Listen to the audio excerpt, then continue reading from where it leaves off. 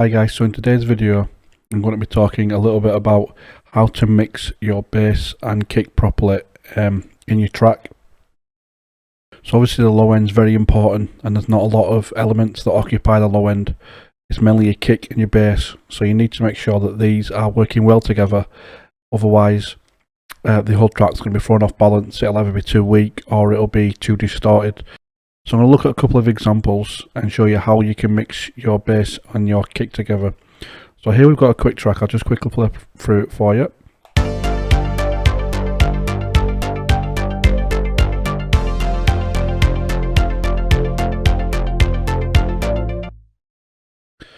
So one of the things I'll say when you're obviously going to mixing your bass and kick, make sure the sounds are right. So what I mean by that is, if you've got a very light bass, you don't want a very heavy kick to go with it. You want a light kick to go with it as well. If you have a very sort of hard, heavy bass line, you're not going to want an acoustic, tapping on top of it. You're going to want something hard as well to match it. So picking the right sounds is obviously it's probably the best thing you can do first of all, and then you can look at mixing them together. So here we have the bass and the kick. So I've routed these to two separate tracks. So the kick to 5 and the bass to 4. So what we're going to do first of all is we're going to go to the master, and one way you can really isolate the bass itself is to use just to see what's actually going on, is to use an EQ and bring it down to about 200 and then play it.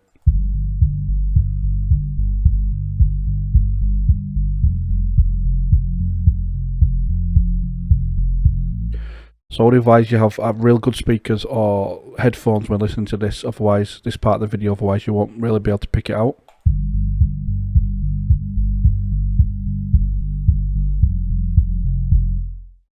Now this works pretty well together. This kick and this bass works pretty well together.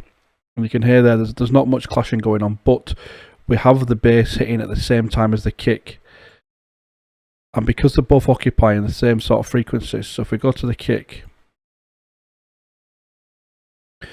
just load up an EQ and then play the kick.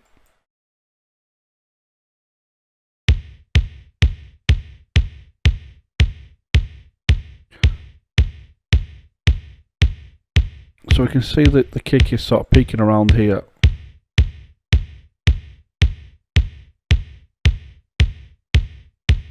A 110, so it's not very basic kicks, sort of very subby kicks. It's about 110.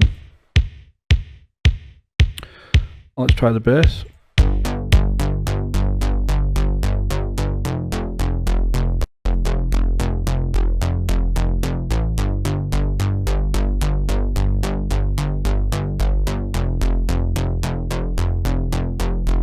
So again, the bass is sitting around the sort of same area as a kick, so they can clash. So one of the things we can look at doing is we can look at side chaining the bass and the kick. So what that basically means is, when the kick hits, the bass volume will duck out, and as the kick fades down, the bass will come in. So they're not both playing together. So I'll show you two different ways you can do this. One way is to use a simple volume controller, something like Kickstart. So straight away,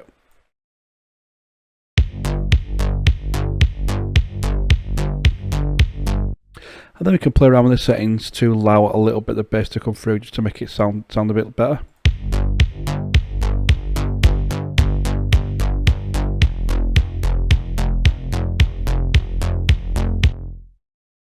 So there we go. Now we can bring the other elements back in.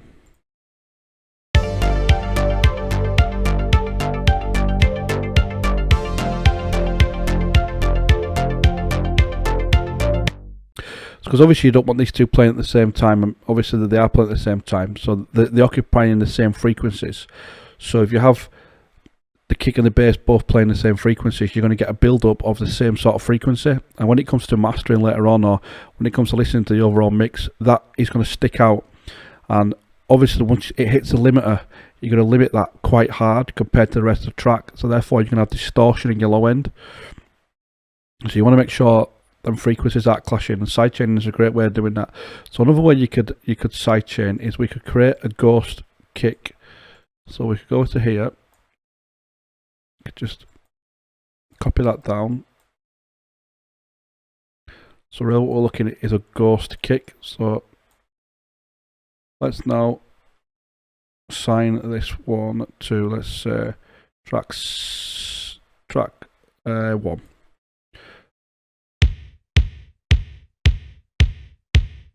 So this is now going to track 1. So this is the output, and the output goes straight to the master volume. What we're going to do is going to right click on the bass, and we're going to go route to this track only. Sorry, we're going to go to a sidechain to this track only. So then it takes away, so all it's doing is going to this, but you're going to see nothing. There's no sound coming out there. We can, but we're just going to have it routed into there. So next thing we're going to do is we're going to add a fruity limiter onto this one. Now let's play these two together. So down here I'm going to select this comp. I'm going to then change this to, I'm going to then right click on sidechain, insert 1. So that's now going to feed into this. We're going to be able to use these controls here to edit the sidechain.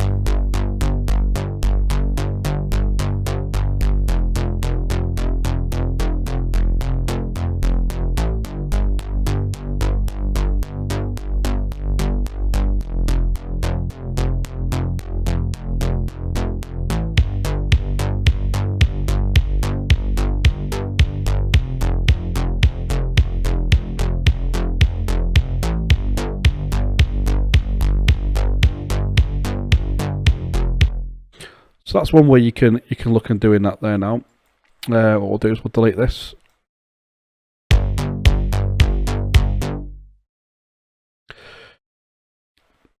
So another thing we can look at doing is we can go back to the other side chain.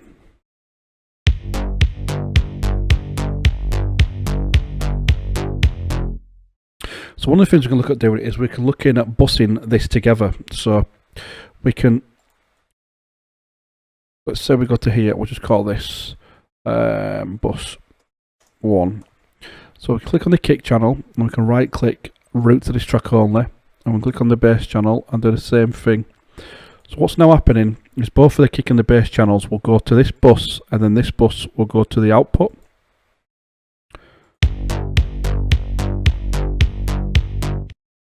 So if we turn this down, you're going to hear nothing, because both of these aren't going to the master anymore, they're going straight to this. So what we've done is we've created a bus. And with this, we can just add a very, very simple compressor on. So it's just picking up the peaks of both. So we kind of gluing this together. So we're sort of gluing the low end together. Let's do that now.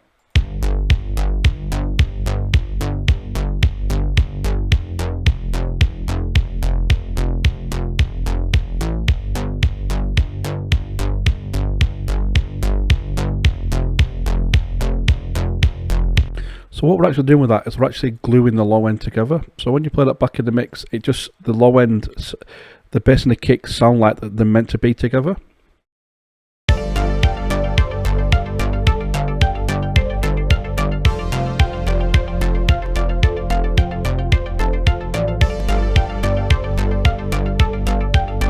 So what you can hear is there's more punch coming from the kick, and there's more grittiness in the bass line.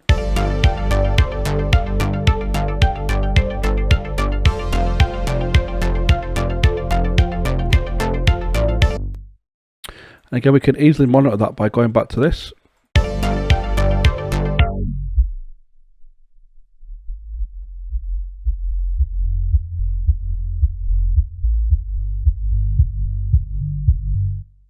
Obviously, one of the key aspects of this as well is volume, so making sure the volume's correct. I've already sort of balanced it, but what we'll do is we'll balance it again. And we'll turn off this first of all. I'll just solo these. So obviously balancing them is very, very important. Get the right sound. So the kick wants to be heard sort of, the punch of the kick needs to be sort of louder than the bass.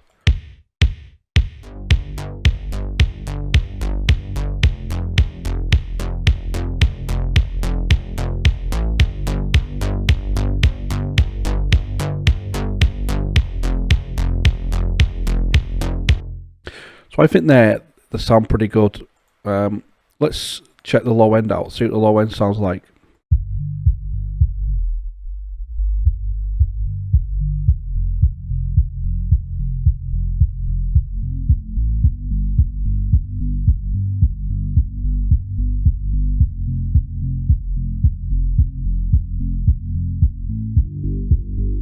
Yep. The techniques and stuff work sort of right across the board with all sort of genres of music, not just to synthwave. So we'll look at this one because this one stands out a lot more. So I'll just play this together, bass and kick. So you can see quite there that there's a lot of clashing going on there. If we go back to using a low end technique,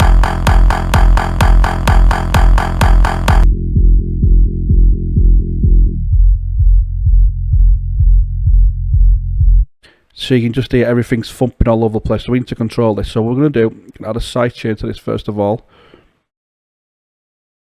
What this sidechain will do is it will duck out the low end. Let's duck out the bass.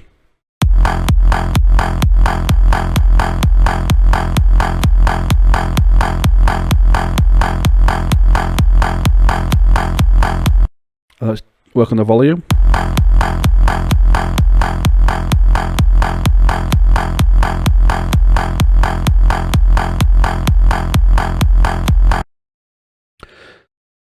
That does sound a lot better. Now, one of the other things we can do with this as well is we can actually split the sounds up. We can split the sounds up. So let's just say if we go into this and clone this, and then clone this.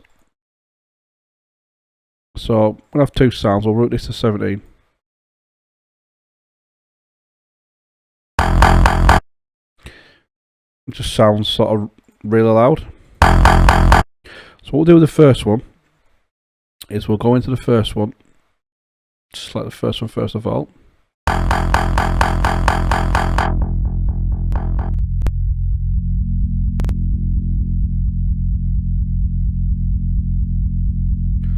All we're really looking there is just the sub, so that's about say 200. Then with the top one,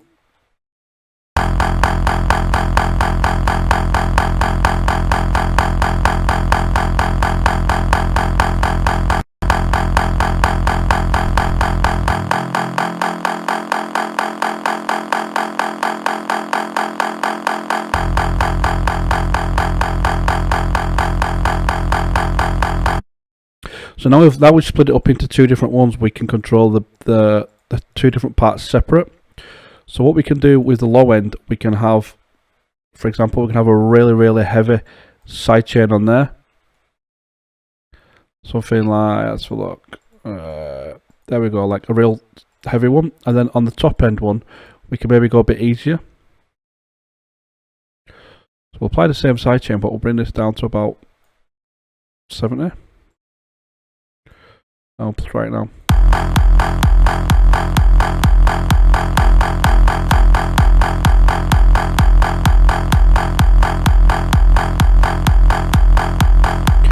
So what we get in there is the low end of the sub is being ducked out because that's what's clashing with the kick, but the rest of the bass is coming through properly. So it just sounds better in the mix.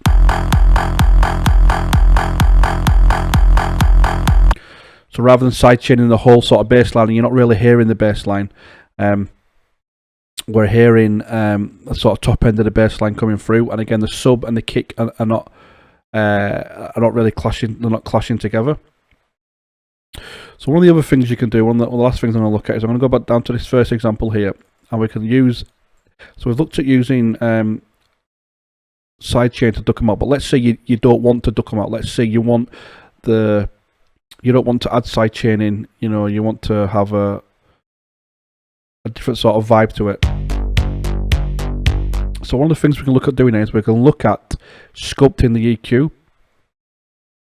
So let's go to the kick first of all for this. So let's look at where the kick's really hitting.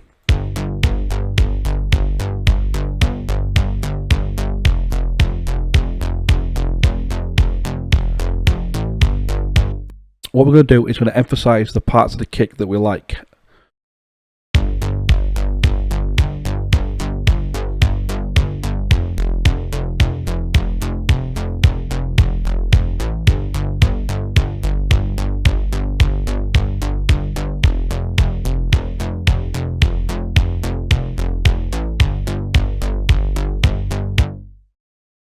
So we've gone for about 110 and just under 3,000. So now we can go back to the bass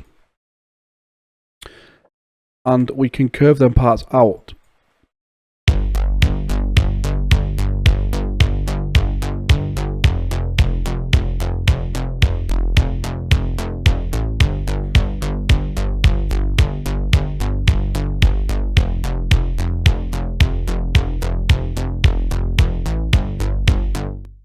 So what I'll do is I'm going to over exaggerate these just to sort of show you what I'm getting at here. So we'll do it about 5 for each.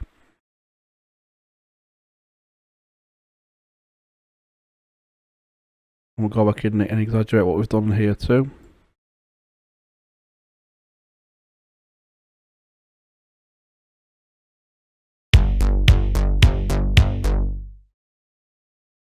What we'll then do is we'll go and pick in what parts we like of the bass out.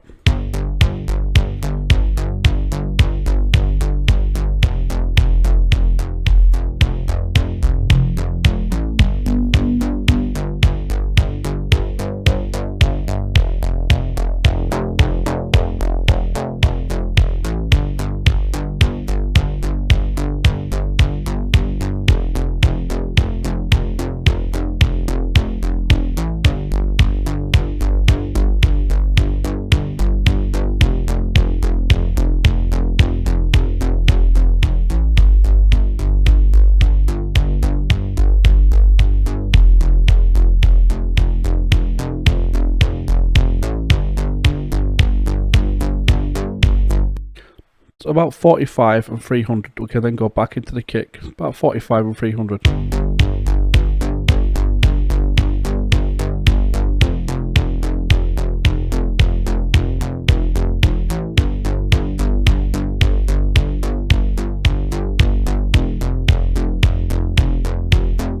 There, so what we've done now, obviously they're slightly exaggerated, but we'll turn those off and play it, add them back in.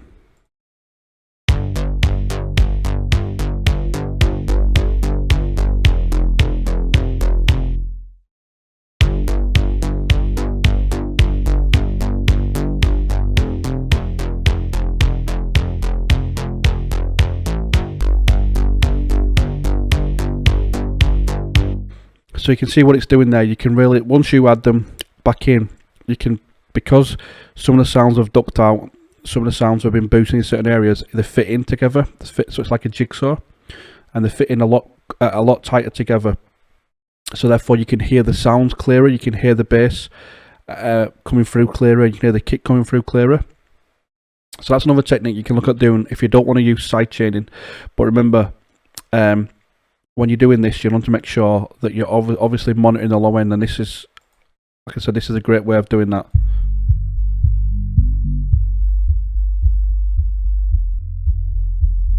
Just to make sure that everything sort of sounds well together. So just to quickly go over again what I've spoke about in this tutorial here, it's not sort of rocket science, and it's not, you know, something that's going to a massive game changer. This is just stuff that you really need to be just listening out for and just checking backwards. You know, just going back and forward and checking, and if you're hearing something, then I'll give you a couple of techniques. So one of them is, first of all, make sure you got the right samples. If it's a heavy bass line, for example, you wouldn't want this, let me show you what I'm saying here. So you wouldn't want a kick like this to sort of play with this sort of bass.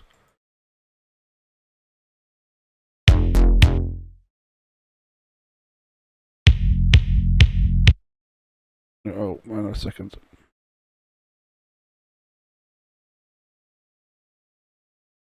Alright, bits, here we go.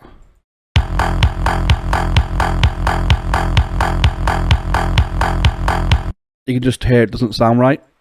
And then again, you wouldn't want something like sort of the heavy punching sort of dance kick, which is really, really compressed and bass heavy. You wouldn't want that playing with it. It just doesn't sound right together in the actual track. So one of the things is, number one is make sure you pick the right samples. Always make sure you pick the right sounds and the right samples that go well together. If it's a heavy kick, then you want something with a lot of punch to it, and you know, a heavy kick needs a heavy bass line needs a heavy kick. A lighter bass line, something like this, that's a bit more sort of upscale, up the EQ scale. You can get away with using that lighter kick than you know, previous. So samples and sounds, make sure that they work well together. Number two is make sure the frequencies don't clash. If the frequencies clash, we need to address this. So a couple of different ways you can address frequencies clashing. Number one is sidechain, so we can duck out the volume of the bass line to allow the kick to punch through. And two different ways of doing that. You can use a volume controller, or you can use a compressor. And then obviously, if you don't want to sort of use a sidechain, because obviously it changes the rhythm of the track as well, you can look at EQing. You can look at sort of precision EQing each part out so they fit together like a jigsaw. Pick the favourite parts of your kick, take them out of the bass line, and then go back into the bass line. Pick your favourite parts of the bass line, elevate those, and take them out of the kick. So guys, that's about it for this video. I hope you found this video useful. If there's anything you're not sure of or you'd like me to go over again, you can leave it in the comments below, or you can head over to Discord and drop me a few lines there as well. But apart from that, guys, this is about it for this video. Thanks for watching.